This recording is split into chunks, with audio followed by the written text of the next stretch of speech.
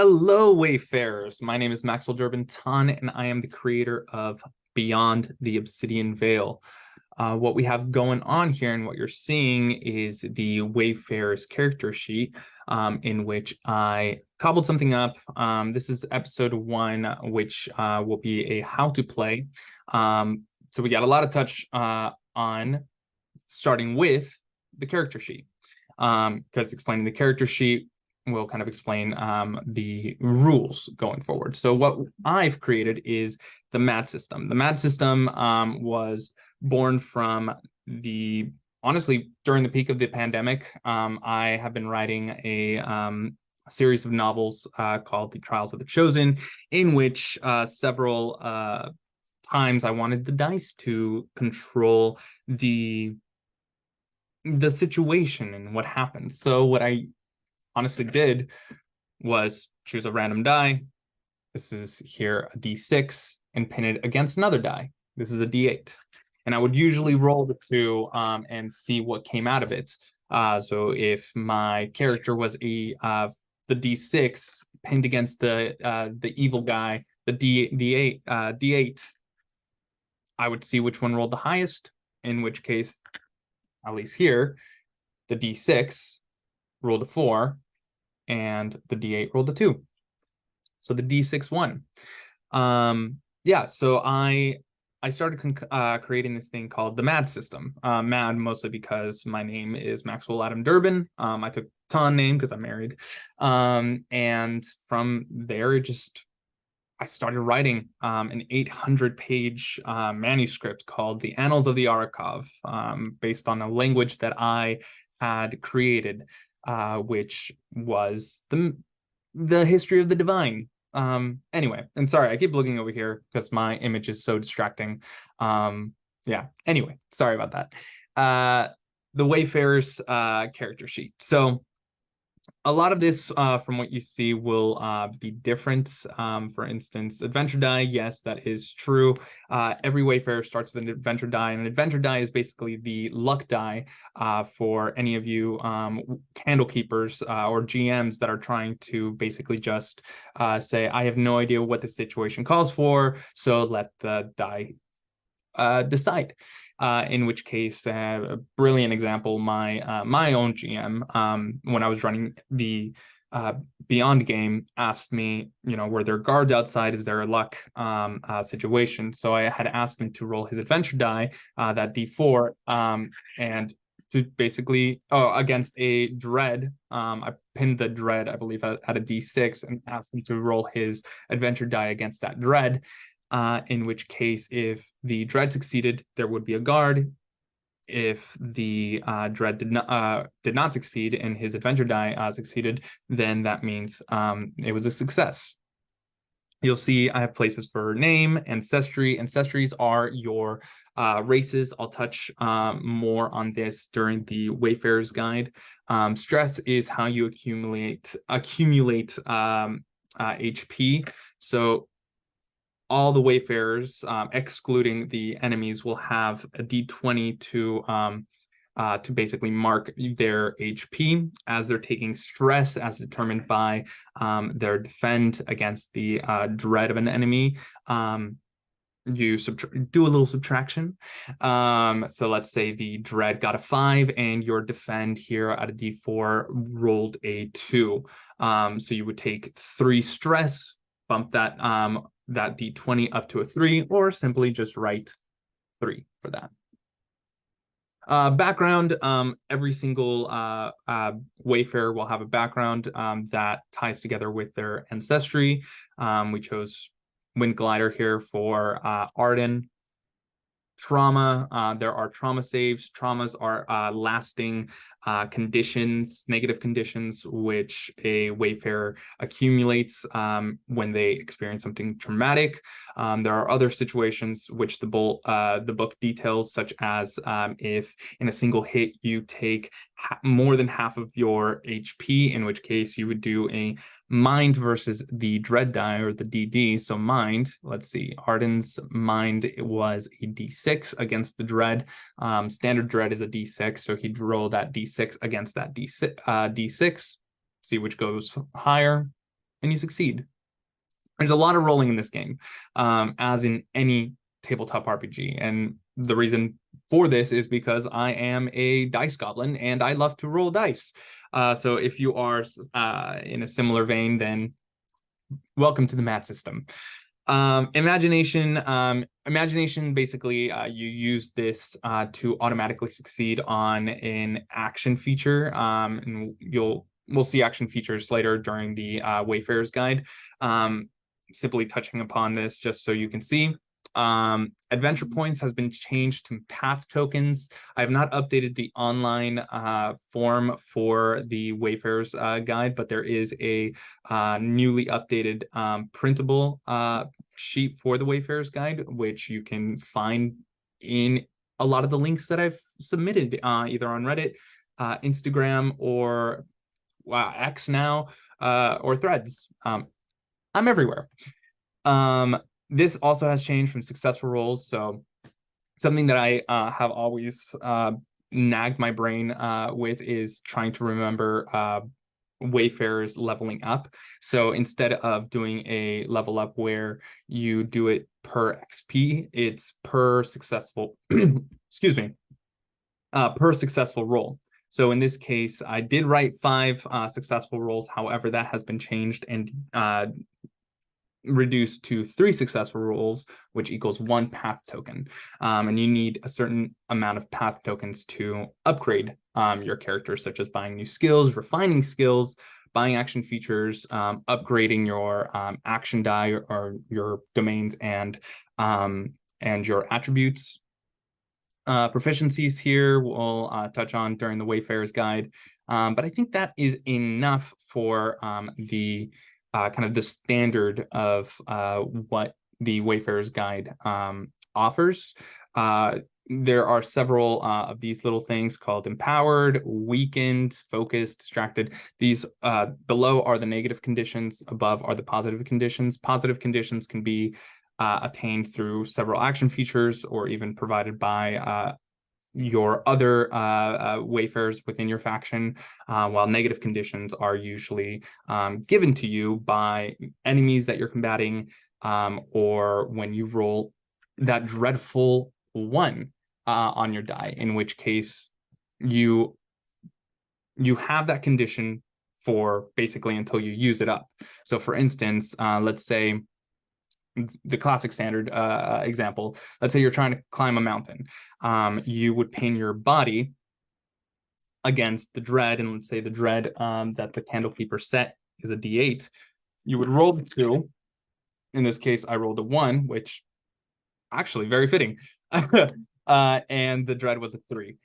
So impossible to do, and Arden just incurred a condition. He incurred a weakened condition on any of his strikes, body, or shoots. So next time he is trying to roll, let's say he tries to roll it again, he fumbled, he fell, very embarrassing. His faction is cheering him on.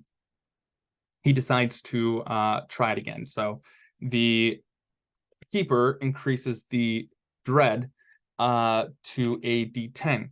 It's dreadful. He's embarrassed. He's heightened emotions. So roll that body against the dread of a D10. He rolls both, in which case, because he is weakened, he actually takes, and let's actually search it up. You'll get a little sneak preview of the book in full. This is it. I'm using art by A. Shipwright. Wonderful, wonderful artist. And we'll search it here.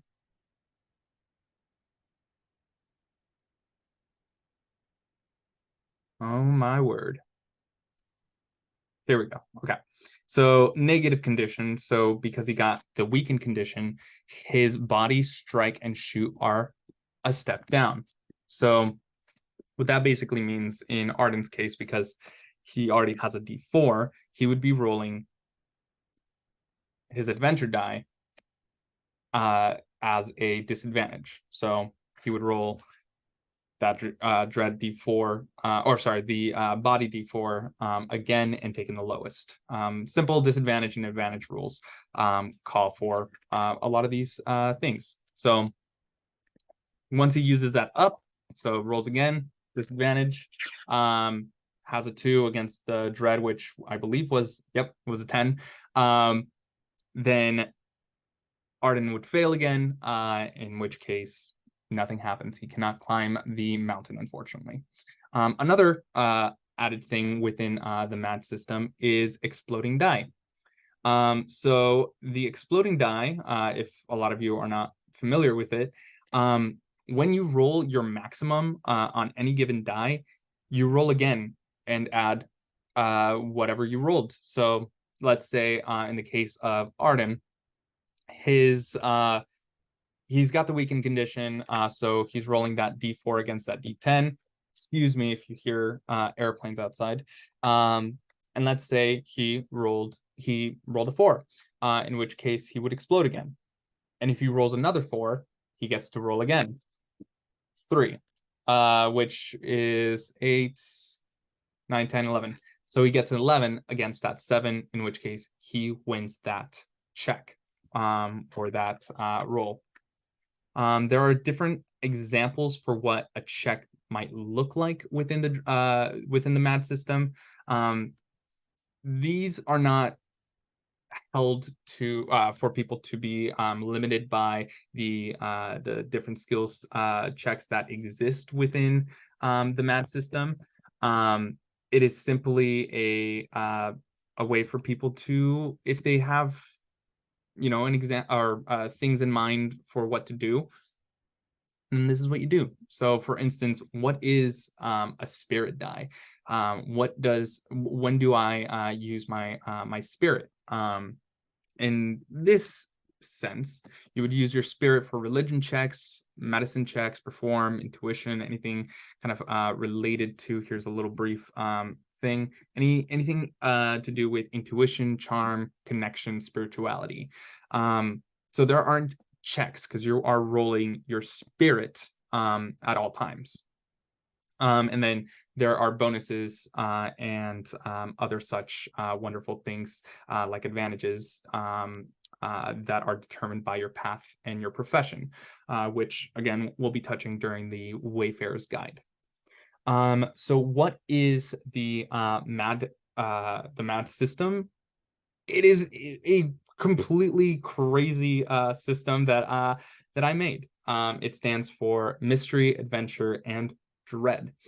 Dread mostly relates to how you roll. So you are rolling that dread die against your action die, which are your attributes and domains. You have defend, strike, control, lead, defend to protect yourself or ally. This is a reaction, a reactionary thing. You don't need to spend any action points, action points, AP, to perform this. This is reactionary, cost 0. Strike and shoot, melee in range, damage in melee or range. Controlled actions such as, see here, legerdemain skills such as lockpicking, pickpocketing, similar sleight of hand stuff, stealth, driving, vehicle, forgery, grappling, disarming, hacking, system diagnostics, if you want to do something a little more cyberpunky. M.A.D system can be in any single genre, which is why, at least in the clip that I created for the M.A.D system, or the Beyond, it was a setting of mystery, of science fiction, high fantasy, and horror, just because it can touch on several different themes within the tabletop community. Anyway, back to your attributes and domains. Lead, which is aiding allies or taking charge in scenes. So trading, tactics, inquiring within a social class, inspiring, survival, handling, animals, spot or notice. Again, these are all the skills are irrelevant, just because there are different words for these things that are everywhere. And I wanted these dice to kind of just encapsulate a lot of different things. If a kind of keeper thinks that your lead, or what you're trying to do is a lead, but you say, actually, what I'm trying to do is something a little more controlled, roll that control die at the approval of your candle keeper. Though candle keepers, I have a little segment here, be more of a yes keeper than a no keeper.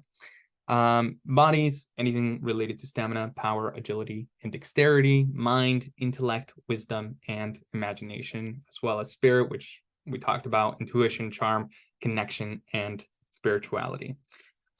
So within the soul system, you'll have this is what it's called, the soul system. Attributes, domains, your action die are decided by your soul system, which we'll look here. Yeah, so the soul system fleshes out your Wayfarer. You have 3 different options or dice array to basically place along your 8 different action dice. So you could do a D8 to your strike, a D8 to your shoot if you're trying to be a little more heavy with how you attack. All of these can be upgraded. The upgrade cost, I believe, is 15 path tokens from what I placed. But yeah, that's essentially what the M.A.D system is. Let's touch a little bit on, I think I scrolled up too high. There we go. Let's touch on the action economy, because that's fun. Everybody wants to know, what the hell do I do? So this is the action economy. At the start of every combat scene, you have 3 action points to use up. You always begin with 3 action points. Your action points are always they don't reset at the end of every round. They carry over round per round. However, they do reset at the start of every combat scene. I have included a fast and slow turn economy. So if you take a fast turn during a combat scene, let's say it's the first round, you would get 1 action to do and 0 action points included. So you get the starting 3 action points to use. You can use these to attack. We'll look here. Standard actions. I have a little table here. You can use this to attack, which I've listed the AP cost here. Do a multi-attack, which costs 3. Some paths and professions whittle down the multi-attack to 1. You can cast spells or spell action features. Sustain a condition, which you spend, maintain condition or effect on a target with imagination. So you spend the AP cost and you spend your imagination to do so. Movement costs an action point, disengage, parry, dodge as an on turn or reaction, help, etc., etc. I have these listed out in greater detail here. Aim is a wonderful thing, but I think we'll touch that. No, we can touch that now. It's my video. I get to do what I want. So yeah, aim is a fun little thing. Doesn't cost any action points. Doesn't. However, if you do choose to aim, you would go slow and you would go last in the initiative. In which case, you can't take a move action. You gain 2 attack rolls plus 2 action points on your turn. The 2 action points coming from your slow initiative. Which, touching on slow initiative, if you take a slow turn, you get 2 AP to start with, or sorry, 5, I guess, because you're adding the 2 extra AP, and you get to do 2 actions. Actions, move, or attack. Your basic thing. Action features cost action points to use. And once you use your you spend the action point to use up the action feature, you get to either roll your attribute or spend your, I don't know why I did this, or spend your imagination. I mentioned before, imagination can be used to automatically succeed on things. They are always half of your spirit die. So let's say you put a D8 in your spirit. That means you get 4 imagination. you can always replenish things such as your HP and your imagination if you run out. You can't get over that, but you can always roll a d4 or your adventure die in order to replenish that. So imagination, that's imagination, fast and slow turn example. So let's say the character starts with 3 AP and opts for a fast turn. They quickly move to become engaged with a target, which costs 1 AP. They are now engaged. That means their tokens or they are touching the target, and they strike with their weapon. Costs 1 AP, reducing their AP pool to 1.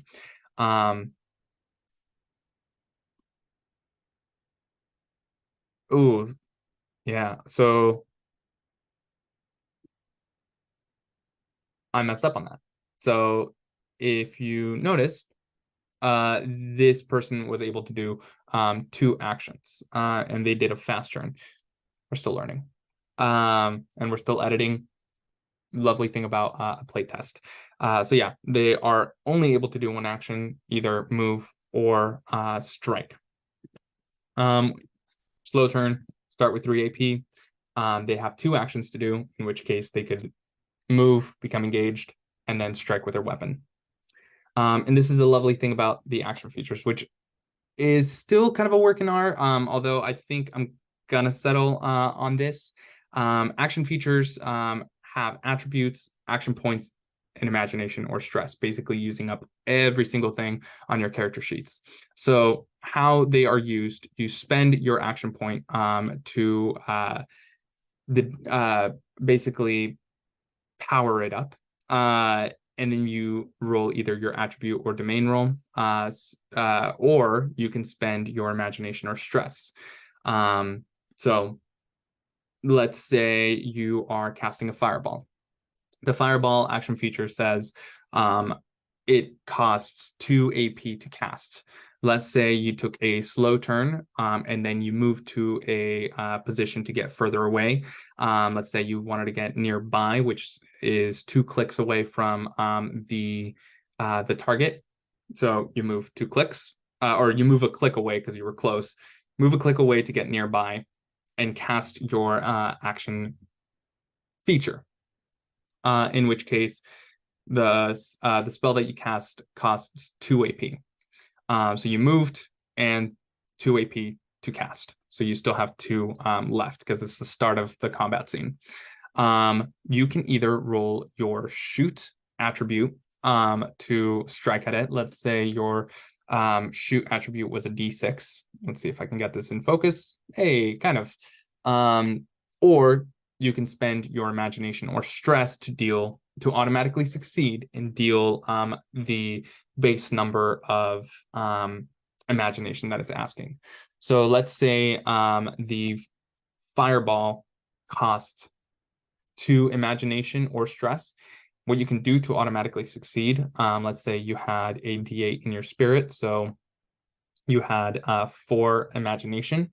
You could spend that 2 imagination, or you can incur 2 stress to automatically succeed and deal 2 stress to the enemy as an automatic success. Or what you can do is roll your attribute against the dread. Let's say the dread of that target that you're aiming at is a D4. You roll your let's say your shoot was a D6. You roll your D6 against the dread of a D4. Roll 2 and see if you win. If you exceed the number, then you start subtracting and give that stress over to the person. Sounds a lot more complicated than it is. You roll dice and you see which one's higher. If in this situation, funny enough, I'm using up all the wonderful examples that I dreaded to get. Let's say you got a minimum of 2 and 2. You still incur 1 stress, so you can never get to 0. Alternatively, if you do want to play that way, because you want combat to be fast, alternatively, what you can do is if the fireball hits and they defended against your shoot, so 2 and 2, they get 0, and the fireball just hits them and they don't incur any stress. Let's say you rolled a 4 though, and they rolled a 2. Your shoot against their defend or their dread of 2, because they don't have the same attributes in defend.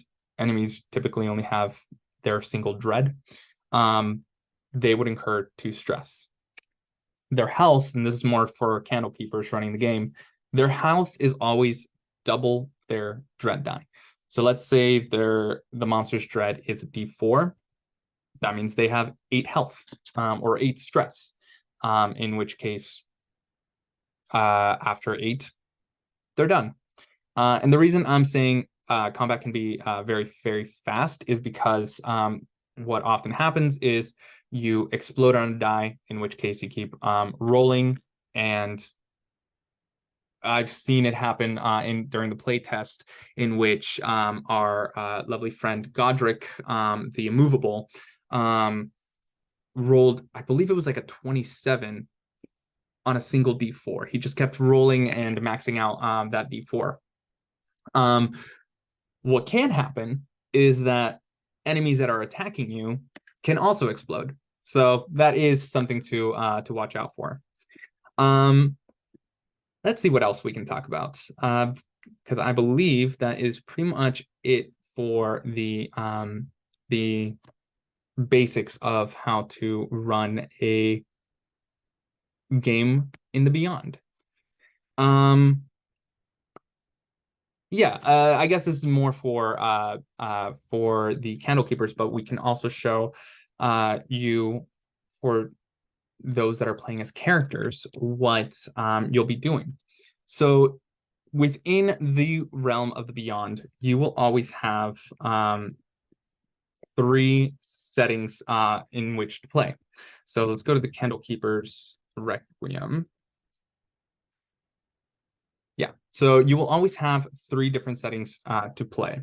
The Candle Keeper is creating a province for you to explore. There are 9 provinces in the realm of Mithril, really the continent of Mithril, in the realm of Theos. But the Aether always exists in 3 different ages. These ages could be the age of chaos, the age of order, or the age of creation. So whenever you're starting a game, talk within your group and ask, what are you playing? Are you going to play the age of chaos, the age of order, or the age of creation? Or you can let the Candle Keeper decide. And here are little scopes of play. So you can do a 1 session Obsidian Harvest, which gives you a little tidbit in which, gives you your objective. No number of sessions, which kind of gives the Candle Keeper a little more lenience on how to create and what to focus on within the hex crawl. Or you would want to basically explore several different provinces, in which case you're doing a number of sessions in order to meet that one goal.